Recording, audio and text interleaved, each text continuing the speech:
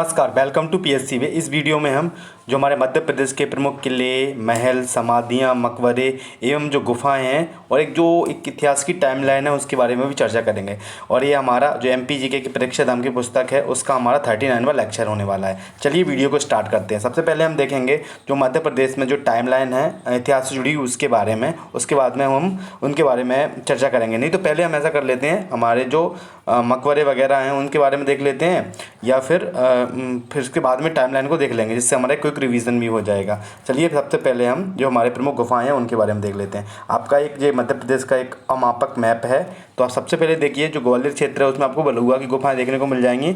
उदयगिरी की गुफाएं हैं आपको विदिशा में भी देखने को मिल जाएंगी। और जो भीम बेटिका में आपको मृगनाथ की भीम बेटिका और मृगनाथ की गुफाएं कहाँ देखने को मिलती है? रायसेन में। और उसके बाद में सीहोर में सारू मारू की, ये बौद्ध धर्म से संबंधित है, ये भी ध्यान रखिएगा। इनको भी हम यहाँ डोनेट कर लेते हैं, बाद में जाके हम जो मुख्य इनकी विशेषताएं हैं उनके बारे में चर्चा करेंगे। धार में हमारी बाघ की और लुहानी की गुफाएँ, बृहत्तरी की गुफाएँ हमारी उज्जैन में देखने को मिल जाती हैं। मंदसौर में धर्म राजेश्वर की गुफाएँ, खंडवा में हमारी जो काजल रानी की गुफा, शंकराचार्य की गुफाएँ, और हमारा जो नर्मदापुरम है उसमें आदमगढ़ व पांडव की गुफाएं, जो पचमढ़ी क्षेत्र है वहाँ पांडव की गुफाएं देखना। अनूपपुर में सिलहरा की गुफाएं, और जो हमारा सिंगरौली क्षेत्र है उसमें सारू मारू की गुफाएं।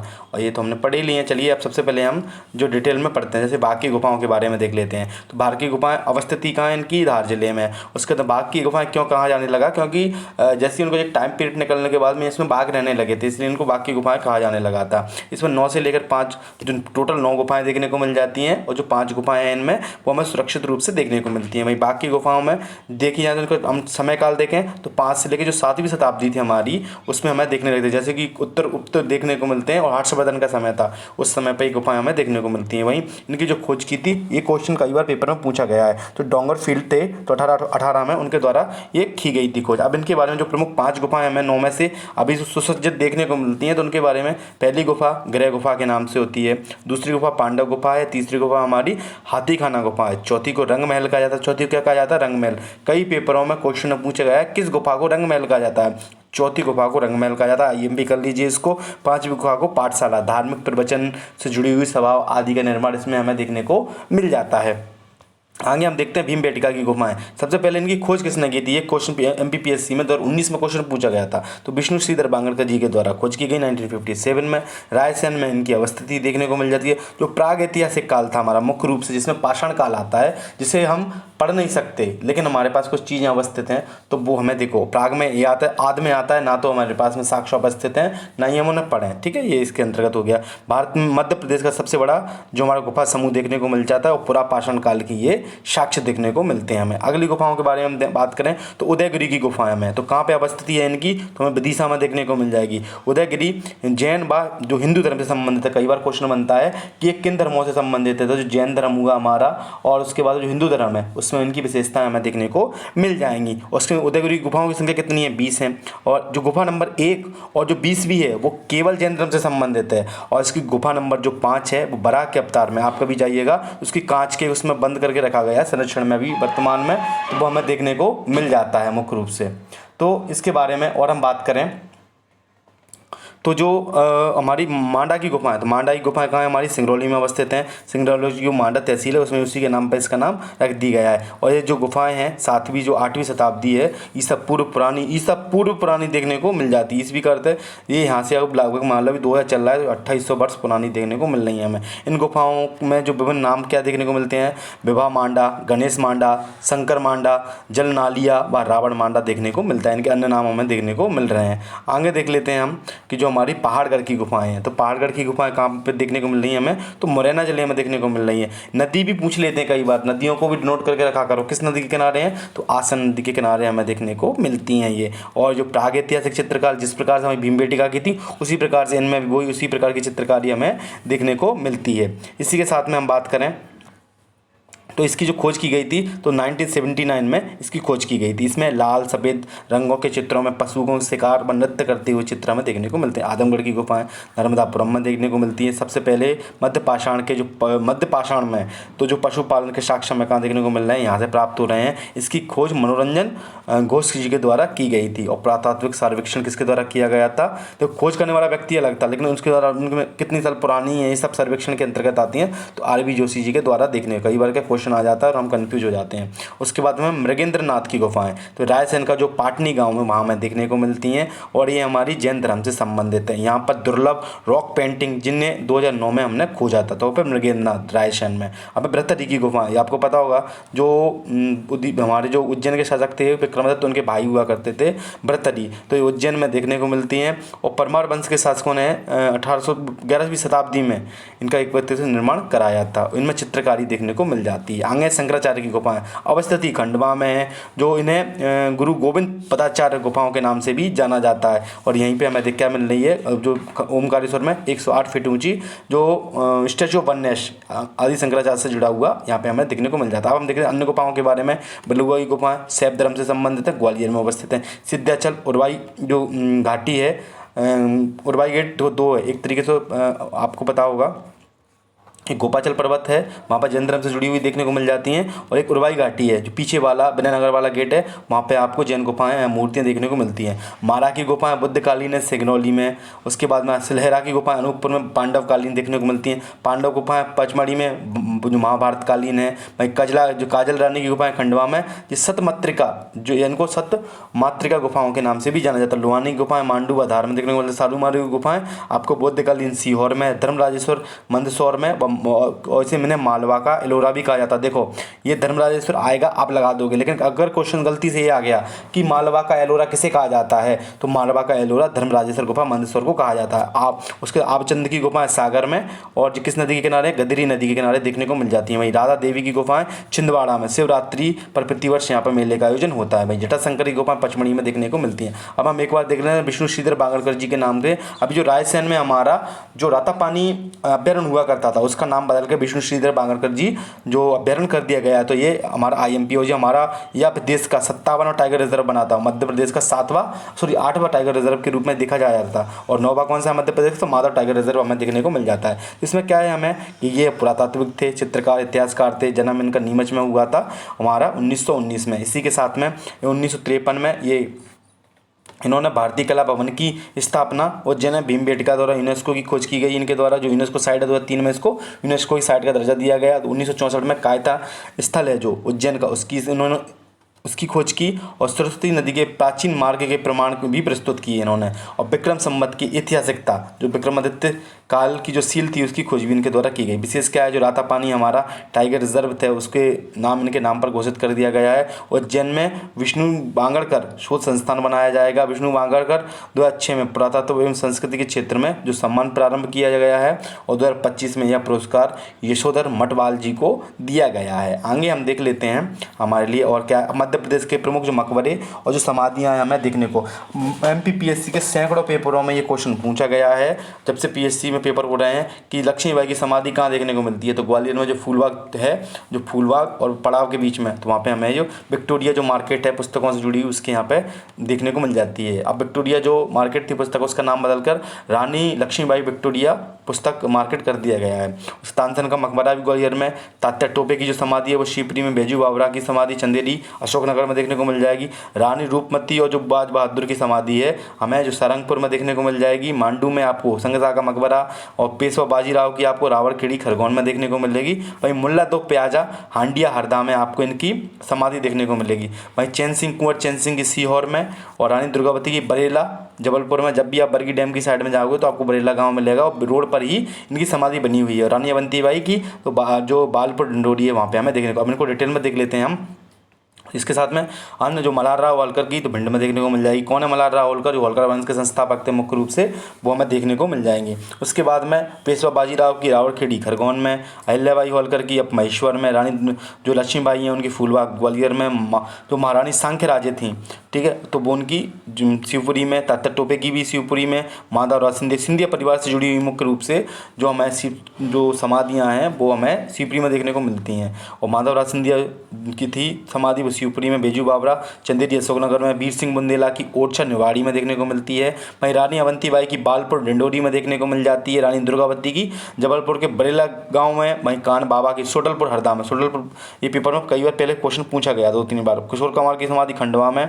उसके बाद रानी दुर्गावती बाज बहादुर की सारंगपुर राजगढ़ में। अबुल फजल की ग्वालियर में। अबुल फजल की ग्वालियर में नहीं है, यहाँ पे लिख ली आतरी शहर, आतरी एक जगह है वहाँ पे गई थी। तो वीर सिंह बुंदेला ने जहांगीर के कहने पर इनकी आंतरियाँ निकाल दी थी अबुल फजल की यहाँ पे, इसलिए इसका नाम यहाँ पे आतरी पड़ गया था। उसके बाद में परवेज़ मिर्ज़ा जो जहांगीर के पुत्र हुआ करते थे बुरहानपुर में। मैंने इससे पहले एक वीडियो बनाई थी MPPSC वो पेपर के जो असिस्टेंट प्रोफेसर से जुड़ी हुई, तो उसमें मैंने बताया था कि बुरहानपुर से जुड़ी कितना महत्वपूर्ण मुगल काल में ये रहा है बुरहानपुर। तानसेन का मकबरा ग्वालियर में, और मोहम्मद गौस का मकबरा ग्वालियर में, हुसैन शाह का मकबरा जिसे मध्य प्रदेश का ताजमहल भी कहा जाता है, तो ये आपको मांडू शहर में देखने को मिल जाएगा। और शहाबुद्दीन औलिया की जो कब्र है वो कहाँ देखने को मिलती है हमें? नीमच में।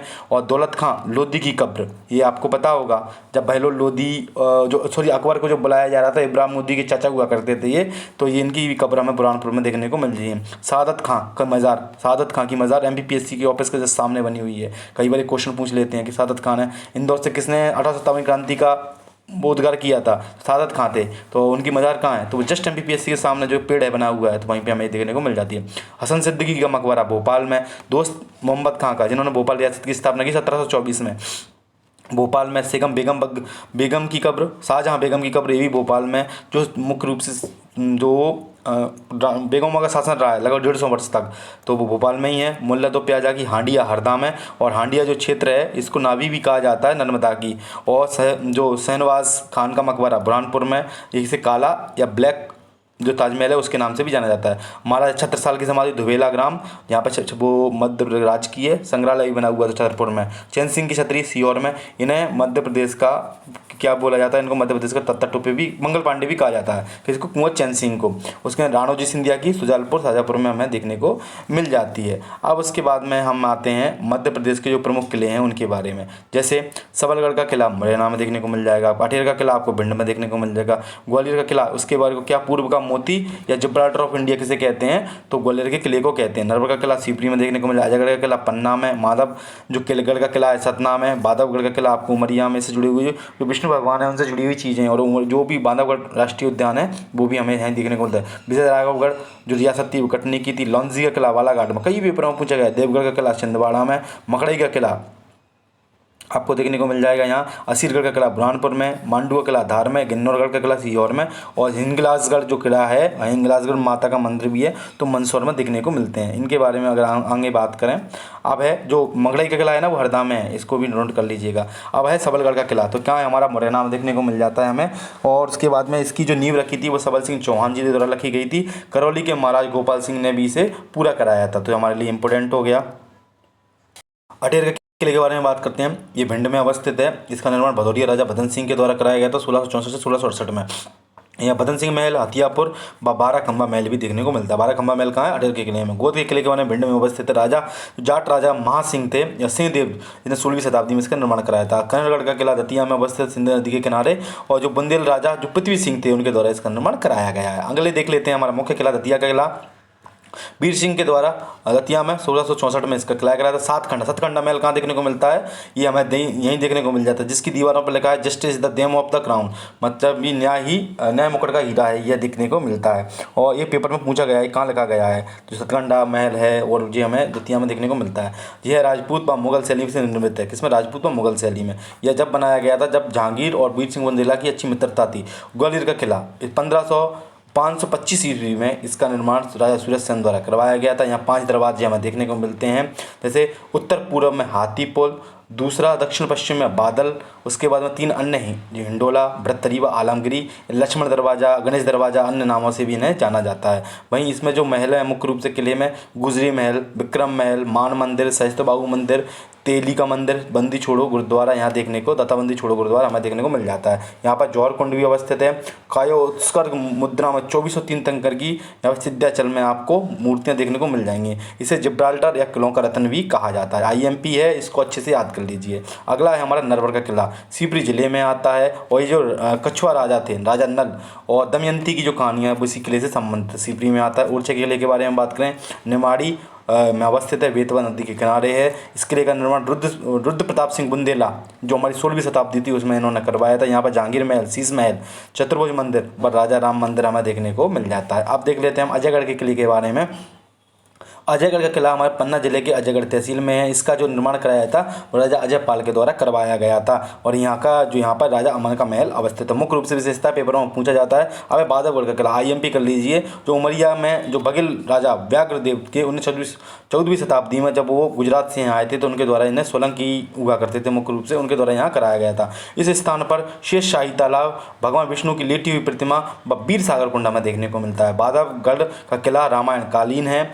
रामायणकालीन कुछ यहाँ पे देखने को मिलती हैं चीज़ें। उसके बाद बांधवगढ़ के किला में संस्कृत शिलालेख किस यहाँ पर आपसे पूछा जाए किस राष्ट्रीय उद्यान में, तो बांधवगढ़ राष्ट्रीय उद्यान में। किस किले में, तो बांधवगढ़ किले में आपको राष्ट्रीय जो संस्कृत का भाषा का भी लेख वो देखने को मिलता है। अब देखते हैं हम असीरगढ़ का किला।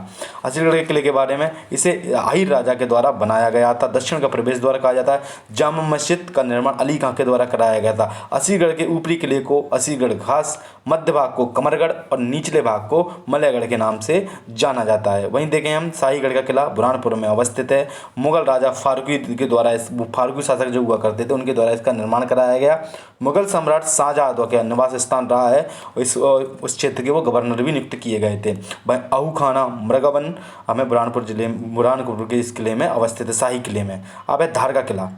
इसका जो सर्वप्रथम निर्माण कराया था ना लीलोधन के नाम से, ये राजा भोज ने इसका निर्माण कराया था। लेकिन बाद में मोहम्मद बिन तुगलक ने अपनी राजधानी परिवर्तित कर जब दिल्ली से देवगिरी कर रहे थे तो उस समय इसका पुनर्निर्माण भी कराया था। यह हमें देखने को मिल जाता है। इसके साथ में इससे जुड़ी हुई करनी चीज़ें, इस किले के अंदर खरबूजा महल, कालका देवी मंदिर, पेशवा बाजीराव का जन्म इसी किले के अंदर देखने को मिलता है। अब आता है हमारा मंदसौर का किला। ठीक है, यह सिवना नदी के किनारे है। इसका निर्माण जो मांडू के सुल्तान होशंग शाह थे उनके द्वारा करवाया गया था। इस होशंग शाह के द्वारा इस किले का निर्माण कराया गया था। और इसकी जो जानकारी हमें किससे मिलती है, जो मिरात सिकंदरी पुस्तक थी उसमें हमें देखने को मिल जाती है। और अगला है हमारा जो मध्य प्रदेश में सरकारी प्रकाशनों में मध्य प्रदेश के किले अलाउद्दीन के जो मंदसौर किला है, तो ऐसा बताया जाता है जो मध्य प्रदेश की पुस्तकें प्रकाशन में इसका निर्माण किसके द्वारा कराया था, अलाउद्दीन खिलजी के द्वारा। इस किले में 12 दरवाजे देखने को मिलते हैं, जैसे मंडी दरवाजा, उसके बाद में सूरज पोल, गुदरी पोल मुख्य रूप से। अब है हिंगलाज का किला, ये भी मंदसौर में अवस्थित है। और हिंगलाज जो माता का मंदिर है वो यहाँ पर क्षत्रियों की कुलदेवी हुआ करती है, तो वो भी अवस्थित है। ये भानपुरा तहसील में हमें देखने को मिल जाएगा। आगे है जो नवल गाँव है वहाँ पे। अब राजस्थान का किला, इसको किस किले के से पूरनमल का किला भी कहा जाता है। इस किले का निर्माण राजा बसंती के द्वारा कराया गया था। यहाँ पर राजा रोहित का महल, बादल महल, इत्र महल यहाँ पर देखने को, इसमें जो जल प्रबंधन की उत्तम व्यवस्था हमें देखने को मिल जाती है। अगला है हमारा गिन्नौरगढ़ का किला। यह तोतों के लिए बहुत फेमस है। यह सीहोर में अवस्थित है और देलावाड़ी नामक स्थान है, वहाँ पर ये अवस्थित है। इस किले का निर्माण जो उदयवर्मन थे, राजा उदयवर्धन, उनके द्वारा कराया गया था 13वीं शताब्दी में। और इस रानी कमलापति इसी किले में अंतिम शासिका हुआ करती थी। गिन्नौरगढ़ का जो किला था निजामशाही हमें देखने को मिलती थी यहाँ पे। और यह तोतों के लिए प्रसिद्ध है। गिन्नौरगढ़ के किले जिस पहाड़ी पर उसे असरफी पहाड़ी के नाम से जाना जाता है। असरफी पहाड़ी पर कौन सा किला बना हुआ है, तो वो गिन्नौरगढ़ का किला बना हुआ है। रानी कमलापति किससे संबंधित थी, तो इसी गिन्नौरगढ़ के किले से संबंधित थी। हबीबगंज स्टेशन का नाम किसके नाम पर कर दिया गया है, तो रानी कमलापति के नाम पर कर दिया गया। तो ये मुख्य हमारी जो रानी कमलापति से जुड़ी हुई जो मुख्य करंट अफेयर्स था वो हमने इसमें डिस्कस कर लिया। अब हम चर्चा करते हैं जो कामकंदला का किला, जो कहाँ पर अवस्थित है, यह हमें कटनी में देखने को मिल जाता है। ये किला एक मंदिर की तरह दिखता है और भगवान शिव को समर्पित है। और स्थानीय लोग इसे क्या बोलते हैं, इसे स्थानीय लोग तपसी मठ के नाम से जानते हैं। आगे देख लेते हैं हम नरसिंहगढ़ का किला। नरसिंहगढ़ का किला जो हमारा राजगढ़ जिले में अवस्थित है, पार्वन नदी के समीप में जो विंध्याचल पर्वत श्रेणियाँ हैं उनसे ये घिरा हुआ हमें देखने को मिलता है। इसकी अन्य विशेषताएँ यही हैं। और उसके बाद है माधवगढ़ का किला। माधवगढ़ का किला में कहाँ देखने को मिलता है? सतना में मिलता है। जो इसका निर्माण जो हमारे बघेल शासक थे विश्वनाथ जूदेव जी, उन्होंने 18वीं शताब्दी में कराया था। और यह माधव किला जो हमारा रीवा रियासत समय युद्ध के दौरान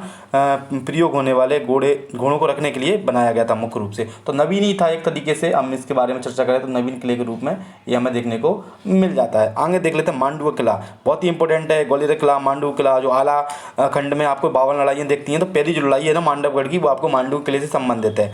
तो मांडू किला धार जिले में विंध्याचल पर्वत पहाड़ियों पर नर्मदा नदी के तट पर अवस्थित है। मांडू जामा मस्जिद, भूसंग शाह का मकबरा, नीलकंठ महादेव मंदिर यहाँ देखने को मिलता है। यहाँ पर अशरफी महल, जहाज महल, हिंडोला महल, बाज बहादुर महल, रानी रूपमती महल, तवेली का महल देखने को मिल जाता है। इसमें 12 प्रवेश द्वार हुआ करते थे। यहाँ पर सुल्तान दरवाजा, दिल्ली दरवाजा प्रमुख रूप से दिखना है। ये पूछा जाता है कई बार पेपरों में, दिल्ली दरवाजा कहाँ अवस्थित है, तो वह मांडू के किले में देखने को मिल जाता है। इसके अलावा जहांगीर दरवाजा, आलमगिरी दरवाजा, भंगी दरवाजा, गाड़ी दरवाजा, राम गोपाल दरवाजा, तारापुर दरवाजा और दिल्ली दरवाजा, ये इंपॉर्टेंट है, इनको याद रखिएगा। आप देखते हैं हम चंदेरी का किला, अशोक जो नगर है जिले, अशोकनगर जिले में अवस्थित है, बेतवा नदी के किनारे स्थित है। इसका निर्माण राजा कीर्तपाल के द्वारा कराया गया था। यहाँ पर 32 बावड़ी, नौखंडा महल, इसको IMP कर ली थी चंदेरी में। और उसके बाद खूनी दरवाजा, एक और याद रखिएगा, जो बुरहानपुर के किले में अवस्थित है, खूनी दरवाजा और नौखंडा महल आपको चंदेरी किले में, और सतखंडा दतिया के किले में। हवा महल यहाँ आकर्षण के केंद्र है। अब ब्रज विजय रावगढ़ का किला,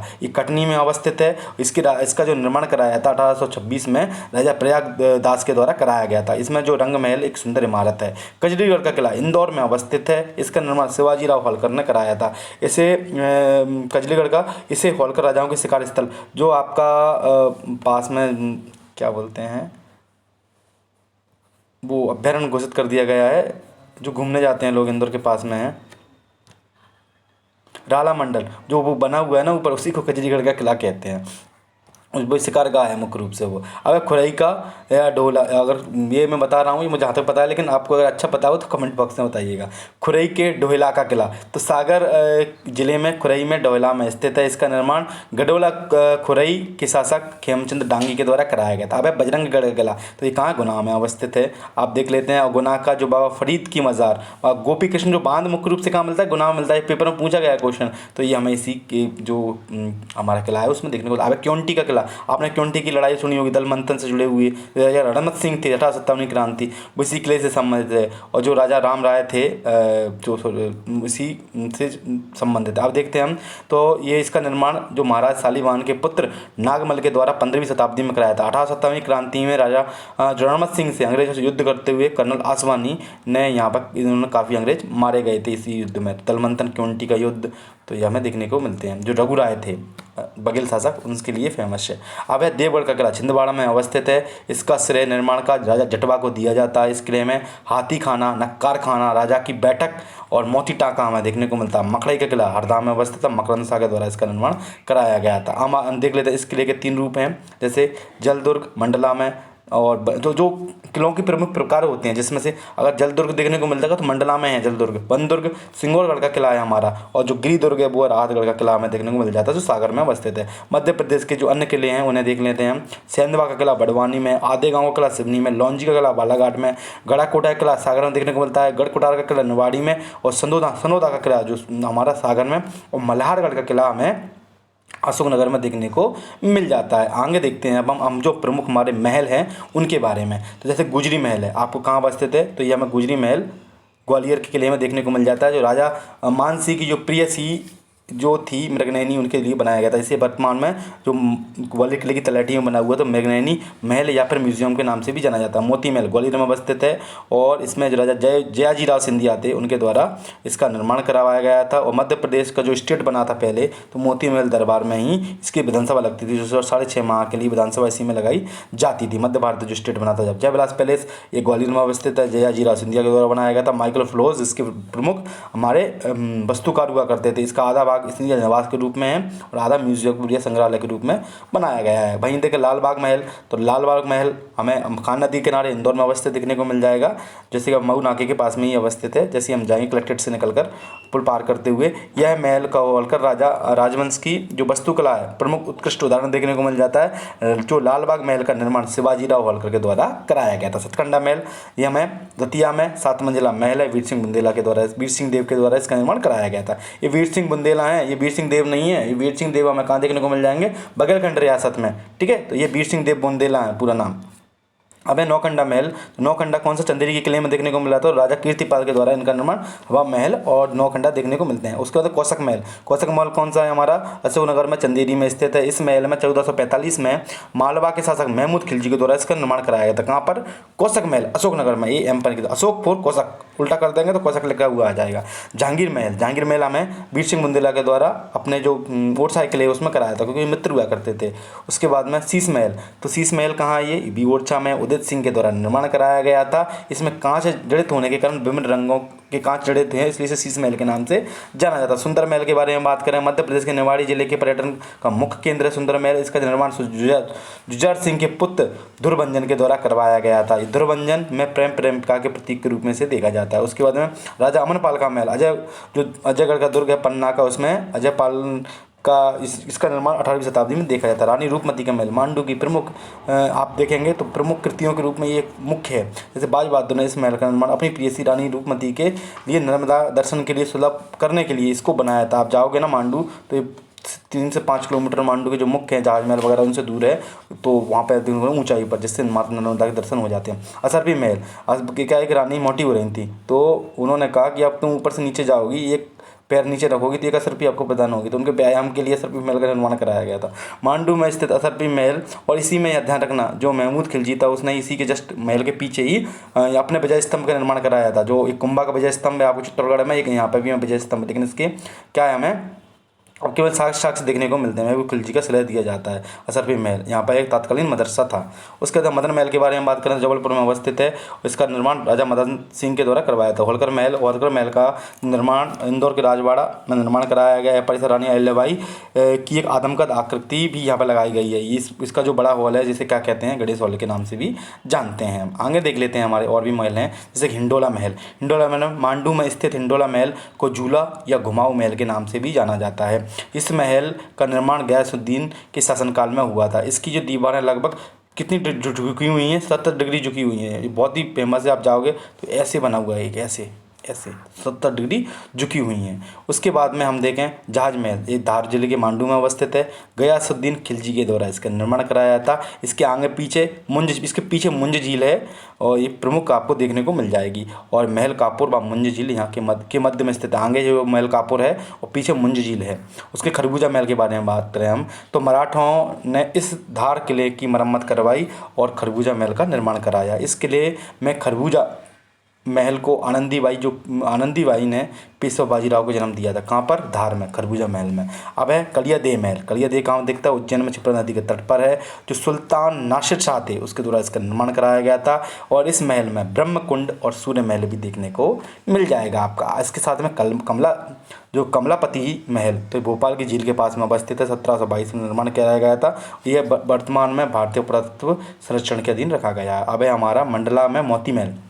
एक मोती मेला हमें कहाँ देखने को मिल जाता है, एक मोती मेला हमें ग्वालियर में देखने को मिल जाता है और एक मोती मेला हमें मंडला में देखने को मिल जाता है। तो ये कहाँ पर है, रामनगर में, नर्मदा नदी के तट पर अवस्थित है। इसका जो निर्माण है जो गौड़ शासक हृदय शाह के द्वारा करवाया गया था 11वीं शताब्दी में। राजा रोहित का महल रायसेन में, इत्रदार महल भी रायसेन में हमें देखने को मिलता है। रायसेन के दुर्ग राजा बसंती के द्वारा इसका निर्माण किया जा रहा है। अगला है हमारा जल महल द वाटर पैलेस। ये महू नीमच रोड पर धार जिला मुख्यालय से लगभग 28 किलोमीटर दूर सदलपुर ग्राम में अवस्थित है। इसका जो निर्माण कराया था वो नासिर उद्दीन खिलजी के द्वारा कराया गया था 1500 से 1512 में। इस महल के स्तंभ में अंकित के अनुसार इसे 1589 में अकबर ने दक्कन प्रस्थान करने के दौरान ठहरने के लिए उपयोग किया था। हम देखें शौकत महल के बारे में तो ये भोपाल में अवस्थित है। कुदसिया बेगम ने इसका निर्माण कराया था, अपनी बेटी सिकंदर जहाँ बेगम के लिए करवाया था और इस्लामिक व यूरोपियन शैली में बनाया गया है। अगला है हमारा गौहर महल। यह महल भोपाल में अवस्थित है। इसका निर्माण कुदसिया बेगम ने करवाया था, जिसे गौहर महल के नाम से जाना जाता है। इस महल में बेगमों का प्रमुख निवास स्थान देखने को मिलता था। अन्य महलों के बारे में बात करें ये 56 का महल तो धार में है। दाई का महल तो ये धार नहीं, धार मांडू, मुख्य रूप से मांडू, धार अलग है।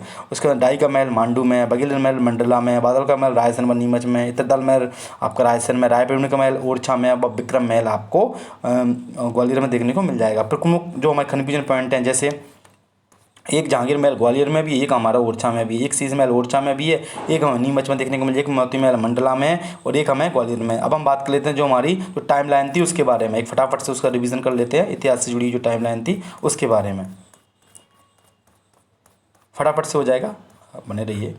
जैसे कि रेवा का युद्ध हुआ था, किसके बीच में हुआ था, तो जो पुलकेशिन द्वितीय और हर्ष के मध्य में 618 ईस्वी में। राजा भोज का जन्म 980 ईस्वी में, और इनकी मृत्यु कब हो गई, इनको 1055 में। उसके बाद में जो भीमल देव गौरादेव बघेल वंश की जो स्थापना की थी इन्होंने, तो कब की थी, 1236 में की थी। उसके बाद अलाउद्दीन खिलजी जो इन्होंने मुल्क में मालवा पर आक्रमण किया था, उस समय मेलक देव यहाँ के शासक हुआ करते थे, तो 1292 से 93 के मध्य में। चंदेरी का युद्ध कब हो रहा है हमारा, किससे कहते हैं, पानीपत के जो पानीपत के बाद में जो अकबर आ रहा है हमारा, चंदेरी का युद्ध 1528 में। तीसरा युद्ध था अकबर का, उसका मंदसौर का युद्ध। ये कौन कर रहा है मंदसौर का युद्ध, अलाउद्दीन खिलजी के समय देखा जा रहा है, तो कहाँ 1535 में। उसके बाद में हमारे शेरशाह सूरी ने राजधानी किले पर आक्रमण किया था 1543 में। सॉरी ये याद रखिएगा, ये मंदसौर का किला इससे संबंधित नहीं है, क्या बोलते हैं, अलाउद्दीन खिलजी से, ये तो 12वीं शताब्दी में, तो याद रखिए। सरंगपुर का जो युद्ध हो रहे हैं, तो किस कब हो रहे हैं, सरंगपुर का युद्ध 1561 में, और अकबर ने मालवा पर आक्रमण यही उसी समय किया जा रहा है। तो अकबर का पहला आक्रमण कहाँ था, तो मालवा पर था 1561 में, और अंतिम आक्रमण 1601 में कहाँ पर, बुरहानपुर में था, ये भी याद रखिए। अकबर में गोंडवाना क्षेत्र पर आक्रमण 1567 में, रानी दुर्गावती। उसके बाद में बघेलखंड राजा रामचंद्र देव ने गौरा से अपनी जो बादामगढ़ राजधानी ट्रांसफर करी, वो 1564 में करी थी। आगे देख लेते हैं, अकबर ने बघेलखंड पर आक्रमण कब किया, 5 साल बाद, जिन्होंने ट्रांसफर करने के बाद 1569 में। अकबर का अंतिम अभियान असीरगढ़ का किला 1601 में, मतलब तो बुरहानपुर वाला क्षेत्र, उसे जागीर से मिलने अजमेर से मांडू जो टॉमसरो का आगमन हुआ था कब, 1615 में। टॉमसरो आया था जहांगीर से मिलने के लिए। उदान सिंह द्वारा सागर शहर की स्थापना की जा रही है 1660 ईस्वी में। उसके बुरहानपुर में मुमताज़ की मृत्यु 1631 में हुई थी। अमरेजा का जो युद्ध हुआ था 1728 में देखने को मिल रहा था। जो कौन थे, जो अमरेजा के युद्ध में आपको देखने को मिल जाएंगे, घोर का युद्ध भी बोलते हैं इसमें, तो जो मल्हार राव होलकर और जो पेशवा बाजीराव थे और हमारे राणोजी सिंधिया, वो यहाँ पर मुख्य रूप से नेतृत्व में। तिरला का युद्ध जो गिरधर को मारा था, तो वो इस रूप से मुख्य रूप से ये हमारा 1731 में है। उसके बाद में भोपाल का युद्ध हो रहा है 1737 में। क्यों, निजाम था जो भोपाल में, सॉरी जो शासक थे, तो उनको पेशवा बाजीराव के द्वारा हराया गया था, संधि की गई थी। उसमें मल्हार राव होलकर ने इंदौर के राजवाड़ा का निर्माण 1747 में कराया था। उसके बाद में जो राजगढ़ की स्थापना हुई थी, तो राजगढ़ की स्थापना कब हुई है, 1766 में। टेरी से टीकमगढ़ का नामांतरण किया गया था, टेरी को टीकमगढ़ बनाया गया 1785 में। उसमें कुडरेला का युद्ध किसके मध्य में हो रहा है हमारा, 1754 में देखने को मिल जाता है। तो ये कुडरेला का युद्ध मुख्य रूप से हमारे सिंधिया रियासत से संबंधित था, और जिसमें महादजी सिंधिया। उसके बाद राजपुर घाट की संधि 1805 में हो रही है, किसके मध्य में हो रही थी, ये होलकरों के मध्य, अंग्रेजों के मध्य में हो रही है, द्वितीय आंग्ल मराठा युद्ध के मध्य में। दौलतराव सिंधिया द्वारा जो ग्वालियर में गोरखी पैलेस बनाया गया था, तो कब बनाया गया था, 1810 में। ये जो अभी राजवाड़ा अवस्थित है, ग्वालियर का बाड़ा अवस्थित है, वहीं गोरखी पैलेस बनाया गया था। ग्वालियर के समीप में लश्कर क्षेत्र की स्थापना 1810 में। लश्कर क्षेत्र क्या हुआ करता था, जो हमारा सेना थी उसका रहने का स्थान, मैदापुर की लड़ाई, तो ये हमारी 1817 में देखने को मिल जाती है। दौलतराव सिंधिया इससे मुख्य जुड़े हुए थे। अब है हमारे जनरल टेलर ने सांची स्तूपी को 1818 में की थी। मंदसौर की संधि कब हुई, तृतीय आंग्ल मराठा युद्ध में मंदसौर की संधि हो रही है हमारी, किनके मध्य में, होलकरों से, 1818 में। उसके बाद ब्रिटिश रियासत में भोपाल रियासत के मतलब रायसेन की संधि 1818 में की गई। उसके बाद कैप्टन बॉर्डविथ द्वारा रतलाम का न्यू टाउन की स्थापना 1829 में की गई थी। मध्य प्रदेश में जो 1870 क्रांति स्टार्ट हुई थी, तो 3 जून से नीमच में प्रारंभ हुई थी ये। उसके बाद तात्या टोप को फांसी दी गई 18 अप्रैल 1859 में, फांसी दी गई थी। मध्य प्रदेश का पहला रेल मार्ग जबलपुर से इलाहाबाद की 1867 में प्रारंभ हुआ। बुंदेलखंड एजेंसी की स्थापना 1871 में देखने को मिल जाती है। सतना में भरतू स्तूप की खोज 1873 में की गई थी जॉन्स फोर्सिथ के द्वारा। ग्वालियर में जयप्रकाश का निर्माण कब किया जा रहा है, उसके बाद में माइकल फिरोज के द्वारा इसकी वस्तुकार थे 1874 में। जबलपुर में स्नूकर क्लब की स्थापना 1875 में की जा रही है। लाल कोठी का निर्माण किया जा रहा है, जो बेगमों का शासन था मुख्य रूप से, राजभवन के रूप में है ये, 1880 में। उसके बाद में कर्नल मार्टन द्वारा आगर मालवा में बैजनाथ मंदिर का जीर्णोद्धार कराया जा रहा है 1883 में। अगला है हमारा ग्वालियर में विक्टोरिया जो भवन है, उसका निर्माण कराया था 1889 में, 89 में, सॉरी। उसके इंदौर में जो पारसी क्लब बनाया जा रहा है, क्रिकेट से जुड़ा हुआ था, 1890 में। सबसे पुराना क्रिकेट क्लब था ये मध्य प्रदेश का, भीमराव अम्बेडकर के नाम, 1891 में, 14 अप्रैल के रूप में। उसके अंदर ग्वालियर रियासत के में भाप में बिजली का निर्माण कराया था 1905 में। मध्य प्रदेश की राजनीतिक गतिविधियों की शुरुआत 1906 में। भाभरा में जो अलीराजपुर का जो गाँव है भाभरा, उसमें चंद्रशेखर का जन्म 1906 में। मध्य प्रदेश में पेड़ी कपड़ा मिल, जो तापी कपड़ा मिल थी 1906-7 में लगाई जा रही थी। अगला है हमारा मध्य प्रदेश जॉर्ज कैसल जो भवन है, आपको जो सांख्य सागर जो झील है आपकी शिवपुरी में, वहाँ देखने को मिलेगी 1911 में। और जबलपुर में होम रूल लीग की स्थापना 1916 में। माखनलाल चतुर्वेदी द्वारा कसाई खाना आंदोलन किससे संबंधित है, रतौना सत्याग्रह किससे संबंधित है, माखनलाल चतुर्वेदी से। कहाँ पर हुआ था, सागर में हुआ था 1920 में। कई पेपरों में क्वेश्चन पूछा गया। जबलपुर में प्रथम जो सत्याग्रह, झंडा सत्याग्रह हुआ था 1923 में जनवरी में। और नागपुर झंडा सत्याग्रह आपको 13 अप्रैल 1923 में देखने को मिल जाएगा। मध्य प्रदेश झंडा दिवस का 18 जून 1923 में इसकी मतलब प्रारंभ किया गया था। और ग्वालियर रियासत में जो तानसेन समारोह है वो 1924 से प्रारंभ किया गया था। जो इस बार बनाया गया था वो 102वां हमें देखने को मिल जाता है। वहीं देखें हम तो जबलपुर जंगल सत्याग्रह है वो 1930 में हमें देखने को मिलता है। अगला है हमारा जो यशवंतराव होलकर द्वारा इंदौर में मणिक बाग पैलेस का निर्माण कराया गया था 1930 में कराया गया था। घोड़ा डोंगरी में जो जंगल सत्याग्रह गंजन सिंह कुर्कू संबंधित है 1930 में। और घुनघुटी जंगल सत्याग्रह उमरिया में 1930 में अक्टूबर में। वहीं छिंदवाड़ा जंगल सत्याग्रह अगस्त 1930 में। वहीं देखें ओरछा जंगल सत्याग्रह 1930 सितंबर में। चरण पादिका कांड मध्य प्रदेश के जलियांवाला भी कहा जाता है। उसके बाद में जो माइकल फिशर थे उसके द्वारा गोली चला दी गई थी 14 जनवरी 1931 में, जो अपना संक्रांति का समय हुआ करता था। पंजाब मिल हत्याकांड 1931 में देखने को मिलता है हमारा। उसके बाद मध्य प्रदेश में स्त्री सेवा दल की स्थापना रतलाम में हो रही है 1931 में। भोपाल राज्य हिंदू सभा की स्थापना 1934 में हमें देखने को मिल जाती है। इसी के साथ में जो हमारा भोपाल में रीवा में जो जुवाली जनाना अस्पताल बनाया जा रहा है 1938 में। सोवाबाल नरसंहार सतना ये कहा है 10 जुलाई 1938 में देखने को मिल जाएगा। निवाड़ी में जो थोना लोहारी गोलीकांड है जो 1939 में देखने को मिल जाएगा। कांग्रेस की जो त्रिपुरी अधिवेशन था जबलपुर में जो हमारा 1939 में देखने को मिलता है। होलकर एसोसिएशन की स्थापना 1940 में हुई। मध्य प्रदेश में भारत छोड़ो आंदोलन की शुरुआत 2 अक्टूबर 1942 में। वहीं इंदौर का सरापा कांड 1942 में आपको देखने को मिल जाएगा 6 सितंबर याद रखिएगा। उसके बाद वीर उदय चंद्र मंडला में इनकी मृत्यु हो गई थी जो जैन थे 1942 में। और रीवा बटवार का में जो चावल आंदोलन हुआ था तो वो क्या था हमारा जो आज़ादी के समय देखने को मिल रहा था 28 फरवरी 1947 में। उसके बाद भोपाल भारत संघ का अंग कब बना 1 जून 1949 में। इसी के साथ में हम देखें तो जो बोरसा गांव कांड भोपाल में जलियांवाला कांड भी कहते हैं तो ये हमारा 14 जनवरी 1949 में। और ये जो यहाँ के जो शासक थे तो उनके मध्य में झड़प हो गई थी लोगों के साथ में तो ये कांड हुआ था गोलीकांड। श्री विष्णु श्रीधर वांगड़कर ने भीमबेटका की खोज 1957-58 में की थी। भोपाल में रविंद्र भवन की स्थापना 1962 में हो रही है। और ये चीज़ हो गई। उसके बाद में हमारा अरबी जोशी व मनोरंजन घोष ने आदमगढ़ की खोज देखो खोज इनने की थी लेकिन इन्होंने पुरातत्विक खोज अरबी घोष ने की थी तो 1964 में। इसके बाद में भोपाल जिले की जो गठन है वो 2 अक्टूबर 1972 में हुआ था। अरुण सोनकिया ने हथनौरा की खोज की थी तो ये हमें कहाँ पर मिल जाता है हथनौरा ये हमें खरगोन में देखने को मिलता है तो 1982 में। उसके बाद में भीमराव अम्बेडकर को भारत रत्न की प्राप्ति 1990 में हुई थी। दोस्तों इसमें हमने जो भी इस लेक्चर में जो महत्वपूर्ण हमारे जो चीज़ें थी उनके बारे में डिस्कशन कर दिया है। अगली जो वीडियो में हम मध्य प्रदेश के जो जो प्राचीन इतिहास है उससे जुड़ी वीडियो लेकर आएंगे। अगर वीडियो अच्छी लगी हो तो वीडियो को लाइक करें, चैनल को सब्सक्राइब करें, दोस्तों का शेयर करें। Thank you so much.